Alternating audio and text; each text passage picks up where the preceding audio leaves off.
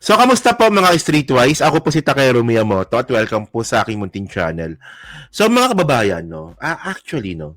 Ah, medyo natatawa lang po ako sa mga DDS. Kasi meron po lumabas po na unmodified opinion, yung COA. So, tuwan-tuwa yung mga DDS, no? Oh, unmodified opinion, ang galing, sabi ng ganun. So, ibig sabihin, no, si Sara Duterte po, nakakuha daw po ng 3 beses, no? 3 straight years na unmodified opinion sa COA. Tuwan-tuwa ito mga bobong mga DDS, hindi naman pala nila naintindihan yung ibig sabihin ng unmodified opinion. Pag-usapan natin yan maya-maya lang ulit, babalikan natin yan. Pero by the way, mga kababayan, no, isa pang katangan nito ni Sara. So sabi ni Sara dito, no, tingnan nyo ha, bida-bida rin to eh. Okay. Sara Duterte, sabi niya, no, Filipinos see or impeachment as political persecution. So para po kay Sara, sa tingin niya daw po, ang pakakaintindi daw po ng mga Pilipino, na yung impeachment trial niya daw po, isa daw itong political persecution. Na naman. Okay, Vice President Sara Duterte said the survey showing 42% of Filipino disagreed with the impeachment complaint against her indicated people see through the political persecution and harassment against her family. So yung pinagbasihan dito ni Sara, yung SWS survey nga po, na 42% daw po ng mga Pilipino ayaw pong ituloy yung impeachment trial niya. So, on whether the complaint should be thrown out, Duterte said on Tuesday, July 8, it is up to the senator judges to make a decision. She mentioned that her legal team has solid legal arguments to justify its dismissal. Okay, no? So, actually, napaka-contradicting nito mga kababayan. Diba? So, kung ano pala, no? Kung para kay Sara pala, no? Na isa itong political persecution, huwag mong pigilan yung impeachment. Na in the first place, di ba? Kasalanan niya naman kung bakit natuloy yung impeachment kasi ayaw niyo po sumagot sa mga tanong sa kanya dun po sa House. So ngayon medyo malakas po ang loob ngayon ni Sara kasi nga po, sabi nga po sa SWS ito. Okay, 4 and 10 disagree with impeachment complaint versus Sara Duterte. So ito nga po galing to sa SWS, no? So andito yung graph. Ito yung graph eh. So sa Metro Manila, no, sa Metro Manila talaga, no, mas maraming pabor po sa impeachment. Sa Balance Luzon, mas maraming pong pabor sa impeachment. Pero nagulat talaga ako, no, sa Visayas at Mindanao, no? Negative 18 tsaka negative 52. Well, tingnan nyo ha. So, tingnan nyo. Ay, hello po, Edgardo, Edgardo Blancaflor. Maraming salamat, no. Well, ko naman. Mindanao, actually mga kababayan, no, alam ko, no, hindi naman po 100% ng mga taga Mindanao pabor sa mga Duterte. Pero ako naniniwala naman po talaga ako, no, na baluarte po talaga ng mga Duterte yung Mindanao.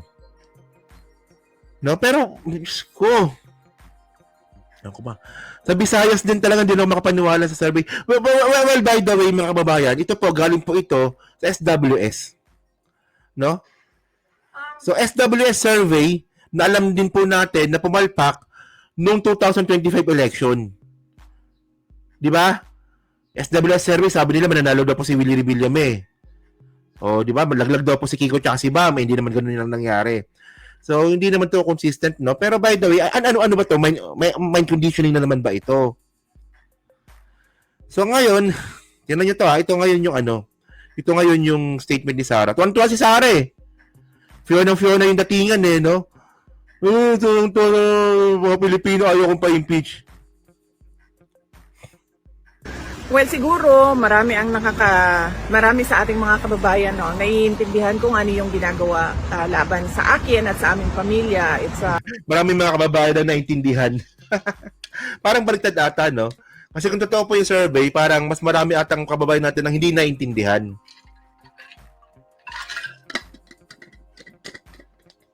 Okay, mga kababayan na ito, to be honest, ako naniniwala naman po ako, no, na meron talagang halong politika yung impeachment trial ni Sara. Naniniwala naman po ako doon, no, naniniwala naman ako doon.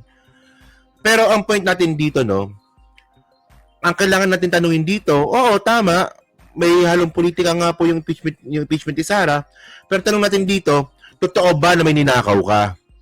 Totoo ba yung mga ginastos mo? Totoo ba yung bribery? Totoo ba na gusto mong ipapatay yung presidente? Totoo ba na ikaw ay sumasama sa mga rally para pabagsakin yung presidente? Ayun yun. Sabihin na nga po natin na politika, huwag ka mag-focus sa politika. Ang pag-usapan natin dito, yung mga ginawa mo. Ayan po, hindi po maintindihan ng mga bobong mga videos, mga kababayan. Ang nakita lang po nila politika, ako, admitted talaga ako. Oo. Naniniwala naman ako doon. No, na may mga politician kasi ano po 'yan politika 'yan mga politician 'yan naniniwala naman po ako doon. Pero ang problema sa mga bobong mga DDS ayun lang po nakita nila. Pero yung overwhelming po na ebidensya na magdanakaw si Sara Duterte, mamamatay tao si Sara Duterte, bobo si Sara Duterte, bakit parang yun ino-overlook ninyo? Kaya sabi nga ni Sara, maraming Pilipino ang nakakaintindi, parang hindi. Parang maraming Pilipino po at hindi nakakaintindi. Pure political persecution at harassment. Dapat bang ibasura? Tingnan ng mga senator judges yung mga arguments namin dahil marami kaming mga solid legal arguments kung bakit dapat i-dismiss itong impeachment complaint na ito. Akala ko ba gusto mong sumagot? Akala ko ba gusto mong sumagot sa impeachment tapos gusto mo pa-dismiss? Ano kaya yun? Napaka-consistent talaga nito, no? Aabutan niyo ba ho yung first day ng impeachment pag-uwi niyo or wala pa kayo on the first day of the right before the SONA? Will you be home? Hindi, Wala wala pa ako right before SONA, so hindi pa ako makakauwi. In any event, nandun naman na yung lawyers and they're continually preparing our witnesses for the impeachment and continually gathering the pieces of evidence needed. Okay. Wala si Sara Duterte po sa unang araw po ng impeachment trial kasi nga po, pupunta po siyang South Korea. Nag-ibang bansa na naman tong gaga na to. Gaga lang no? Parang gaga lang. So, sabi dito, okay, continue natin Okay. So, actually, mga kababayan, ito yung sinasabi ko kanina Ito po yung 7th article of impeachment nga po ni Sara. Ito yun baka po, Hindi, ito yung sinasabi ko kanina, Oo, tama. Merong parte ng politika, yung impeachment ni Sara. Yun nga lang, contracting an assassin and plotting to murder or assassinate President Bongbong Marcos. Ito ba nangyari ba to? Nangyari to di ba? Ito yun misuse and malversation of confidential funds appropriated of the OVP and DepEd. So yung confidential fund, number 2. So number 3, yung bribery. Yung pinamigay niya po sa mga vlogger. Yung pinamigay niya po sa mga tauhan niya. Kay Gloria Marquez ba yun? Tama ba yun? Pati po sa mga ibang empleyado po ng DepEd. Bribery po yun. 50,000 pesos a month. Yung number 4, salin. Tandaan po natin mga kababayan, kung jurisprudence pa pag-uusapan natin, impeachable offense po yung salin. Kasi nga po si Justice Corona na-impeach dahil po sa salin. Tapos committed other high crimes including high crimes murder. So yung Davao Death Squad nga po, nung panahon nga po nung si Sara po yung mayor ng Davao City. Ito yung malupit, yung sa SONA. Yung designated survivor. Tapos ito yung destabilization plot kay PBBM. Hindi umati ng SONA, designated survivor. Tapos pagsama-sama po ni Sara sa mga rally na pagre-resign si PBBM. Alam niyo, bobo lang talaga, ang bobo lang talaga nito Isipin mo vice presidente ka. O yung sobre, yung bribery yan, yung sobre, yung white envelope. Isipin nyo lang, napaka-bobo Vice presidente ka, tapos pupunta ka sa mga rally, na ang tema, pabagsakin yung gobyerno. Ano yan, bobo lang? Bobo ka lang? Parang hindi ka naman abogado niyan Hindi, sa tingin nyo ba, nasa tamang pag-iisip ba yon na ikaw, vice presidente ka? Tapos yung mga tao nasisigaw ng bangag, pabagsakin ng gobyerno, pupunta ka sa rally na yon. So, impeachable offense din po yun. Oh. Tapos, totality of the president's conduct. So, betrayal of public trust, no? So, yan. So, yung totality. Okay. So, ngayon mga kababayan, no, ang nakakatawa pa dito, okay, ito pa malupit. Gina-justify niya pa ngayon yung confidential fund niya. Sabi niya dito, no? O, VP Sara says confidential fund recipient part of Intel operations. So, buti na lang may nagtanong. Buti nga mo, sumagot na nga eh. Tignan nyo ha, may nagtanong sa kanya doon sa daig na yung mga pangalan ba doon sa confidential fund na nabigyan. Tulad nga po ni Mary Grace Piatos, Xiaomi 8, di ba? Jog Diligo. Tama ba, Jog Diligo ba yun? Oh. Ayun daw po, parte daw po ng Intel operations. Puta na. Mga fictitious name, Intel operations. Oh. So, sabi niya dito, no, tingnan niyo sabi niya dito. Vice President Sara Duterte on Wednesday stated that the names found among the supposed recipients of confidential funds in their office are, and during her tenure as Education Secretary, were aliases uses in intelligence operations. Okay. So ngayon mga babayan, actually, no, kung ganyan po yung babagitin dito ni Sara, ang mangyayari po dito, okay, sige, intelligence report po yan. So ano yung naging accomplishment report? Di ba? 600 million po yung confidential fund. So ano po yung nakuha po ng taong bayan dun po sa pagbigay niya ng confidential fund dun po sa mga fictitious name. Milky si Kuya. O nga pala no, Milky si Kuya. Ay! Bakla! Milky si Kuya! Hello po, Robert sa Zambrano. Maraming salamat. No? So sabi dito, asked to comment on the matter, Duterte said she would address the questions during the impeachment trial as her lawyers are gathering evidence and affidavits from witnesses. Okay, so may witness pa pala siya, no? So ngayon, sabi ni Sara, sasagutin niya raw po ito sa impeachment trial. Impeachment trial na gusto niya pong ipa-dismiss. Ibig sabihin nun, ayaw niya talaga sumagot. Tingnan niyo, di ba? Bobo lang po hindi makakagets nito eh.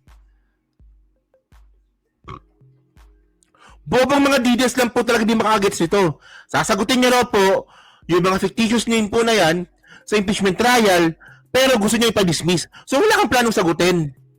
Alam niyo nakakatakot dito kay Sara. Pag alam niya po matutuloy na impeachment trial, baka mag-resign ito.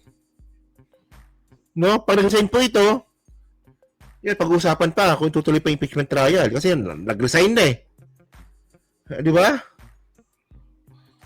Oh, syempre, alam naman po natin na isa po sa mga parusa nga po dyan po sa impeachment trial po na yan yung perpetual disqualifications nga po para to hold the public office. So pag resign, paano yon? So debate na naman yon. Di ba? So ngayon mga babae, meron pa isa dito. Okay. Dito po, tuwan-tuwa po dito yung mga bobong mga DDS dito. Okay? Kasi nga po, no, ito yung unmodified opinion, tama ba? O, nabalitaan nyo ba yun? Oo. Ngayon po, na sinasabi ngayon, okay na po, Edgardo, Milky si Sara. Okay. So ngayon mga babayan, no, meron po kasi lumalabas yun sa balita, no. Hindi ko nga alam bakit binabalita pa yun. Totoo lang. So, meron po kasi sinumabas sa balita na ay, 4 na pala, no? Ito lang, bati muna tayo, 4 na pala sila. Oh, hello po kay Christina, kay Tony Cruz, hindi ko to nakita kanina, maraming salamat. Pati kay Edgardo, no, Bianca Flor, maraming salamat, no? So, ngayon mga babayan, no, ito pala, okay. Nabalita po kanina, no, na si Sara Duterte nga daw po, ay nakakuha daw po ng unmodified opinion sa loob ng 3 taon. 3 years in a row on unmodified opinion. So, tuwan-tuwa dito yung mga bobong mga DDS. Kita ninyo, di ba? Tuwan-tuwa, mga tulo pa lawin, mga buwakan ng inang mga yan eh. Kita ninyo, di ba? Kita ninyo? Yung Sara, malinis sa COA. In the first place, tuwan-tuwa kayo, hindi nyo pala naintindihan kung ano ibig sabihin ng unmodified opinion. Actually, nakailang content na ako dito, no? Pero makatanga pa rin talaga ako, hindi nyo naintindihan, eh. So, ito, galing ito, sabi dito, Vice President, saan na ba yun? Ito pala. Ito, galing tong COA, what is an unmodified opinion? Di ba? An unmodified opinion is an opinion issued when the auditor concludes. Auditor may sabi, that the financial statement are prepared. So, financial statement. Yung financial statement lang. In all material respects in accordance with the applicable financial reporting framework. So, yung COA po kasi meron yung framework na dapat ito yung papasa mo sa amin. Resibo, whatsoever, lahat, dapat ipasa mo sa amin lahat yan pag mag-audit kami. So, doon po, nakakuha po ng good grade si Sarah. Okay? For this purpose, the auditor's evaluation includes due consideration of quantitative and qualitative materiality established based on the prescribed COA audit guidelines. Okay? So, ito malupit. As such, an unmodified opinion does not necessarily mean that there were no misstatement found during the audit. Mga kababayan, hindi nila naintindihan yung ibig sabihin ng unmodified opinion. So, ibig sabihin ng mga kababayan, ang ibig sabihin ng unmodified opinion, di ba, maganda yung presentation. Okay yung mga liquidation, okay yung resibo, di ba? Okay yung mga pirma, pero hindi ibig sabihin nun na yung nilalaman nun, walang misuse of funds. Kaya maalala na natin mga kababayan, no, meron pong 13 billion po na nawawalang pera sa DepEd. Di ba? Meron yan, 2023 pa nga yun, eh. Intindihin nyo kasi. Tanga-tanga talaga itong mga minayupak na to. Tonto, unmodified opinion. Nakuha nyo yung point ko, mga babayan. Di ba? For example, parang ano ba pinakamadaling metaphor dito? Pinakamadaling metaphor. Ganito. Mamalengke ka. Ganun, mamalengke ka. Tapos, babayaran kita pag nabigay mo sa akin yung mga resibo. Yun, ganun. Ngayon, mangyayari dito, pag bigyan ng resibo sa akin, maganda. Okay, maganda yung mga resibo. Pero ibig sabihin nun, yung mga binigay mo sa akin mga resibo, hindi ibig sabihin nun na maniniwala na agad ako na walang mali doon. Kasi audit ko pa yun, baka yung iba dito gawa-gawang resibo mo lang. Parang ganun. Okay yung presentation ng resibo, pero yung mga resibo ba tama? Magkaiba po yun. Di ba? Magkaiba yun. Actually, kasi okay naman eh. Tama naman yung sinabi ng COA. Alam nyo mali dito, bakit sinasakay ng mainstream media ito? So, ibig sabihin lang ba, OVP lang ba yung merong unmodified opinion? Kasi ganun ang dating sa mga tao niyan eh. Di ba? Ako ba? Tanga? So, kayo mga babae, so kayo nga po na pumasabi nyo nga po dito, no? Dito nga po sa sinasabi nga po ni Sarah. No? Ano ba sinabi niya? Nakalimutan ko na to. So yan na, so abot nga doon sa mga abot nga po doon sa mga tao nga daw po na hindi kayo ba naniniwala ba sa survey na yon? Na 42%? Kasi actually mga babae medyo contradicting, no? Kasi nung last month, naglabas din po ng survey SWS, iba naman yung sinasabi. Mas marami po ang mga Pilipinong gustong ipa-impeach na si Sarah. So ngayon, nakakontradict na naman po ito ngayon. No? So parang, ba't ganun? Di ba? So yun, nasa comment lang po sa baba. Binabasa ko pong lahat yan. At syempre, yan, ilo po Jax Demolay, no? At syempre po, yan po sa Team Replay, palike, pa-subscribe. Hindi makalabisan pa siya na po na video po na to. So, iwanan muna natin yung topic na yan, no? So next topic tayo. Pag-usapan natin to.